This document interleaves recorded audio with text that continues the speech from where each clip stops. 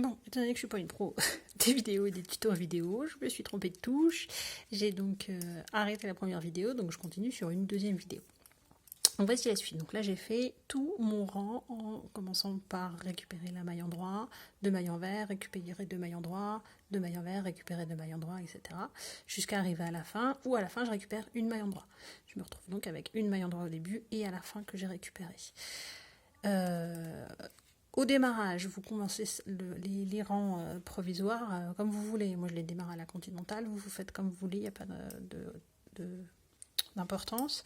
Après, vous veillez bien à fermer votre cercle sans vriller votre ouvrage. Et vous avez dû constater que c'est pas facile de récupérer les mailles endroits. Des fois, c'est un peu difficile. Donc, c'est pour ça qu'il faut bien tricoter lâche ces 2 rangs envers, de la couleur principale, enfin de la couleur de notre ouvrage. Donc là, on va faire un rang en fait en tricotant en côte, tout simplement, juste pour avoir un rang de côte en plus. Donc on commence comme c'est, hein, un endroit, 2 envers,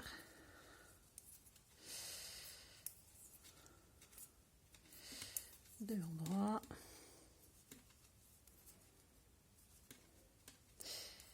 etc., jusqu'à ce qu'on arrive au bout du rang.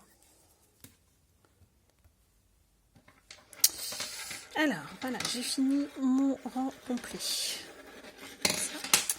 Et maintenant, en fait, on va détricoter toute la partie blanche, là, l'enlever à partir du fil du haut, donc celui-ci, pas celui-là. Alors vous pouvez le couper, hein. Vous ne coupez pas le fil noir parce que vous allez le rentrer après dans votre ouvrage. Par contre celui-là, vous pouvez le couper. Et là, vous pouvez prendre votre aiguille, un petit emmêlage de fil, hop, voilà. Et il va falloir tout doucement aller le chercher. Et les tricoter.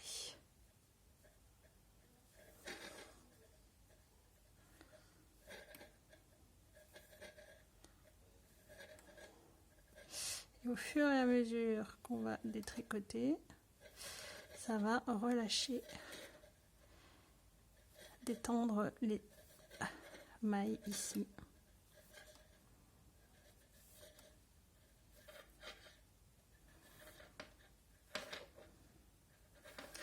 Ainsi de suite jusqu'au bout. Voilà, hop, j'ai tout détricoté et je me retrouve avec mon démarrage noir qui est prêt. À partir de là, donc ça fait ça en fait, puis vous voyez ça fait une si jolie finition pour un bonnet. Donc à partir de ça, eh ben, vous suivez le tuto en rajoutant les torsades là où il faut les rajouter, et puis les différents marqueurs. Si c'est pour le pull, il y a tous les marqueurs pour le raglan, plus les marqueurs de torsade. Si c'est pour le bonnet, il y a simplement les marqueurs de torsade. Enfin non, je dis ça, mais en fait il y a aussi des marqueurs pour ensuite faire les diminutions sur le haut du bonnet. Parce qu'en fait, du coup, le pull et le bonnet ont le même motif. Voilà, et vous pouvez vous servir de ça pour faire des chaussettes, des bas de manches, des bas de pull, des cols, tout ce qui est en côte de 2. Bon bah écoutez, j'espère que c'est assez clair, et puis à bientôt.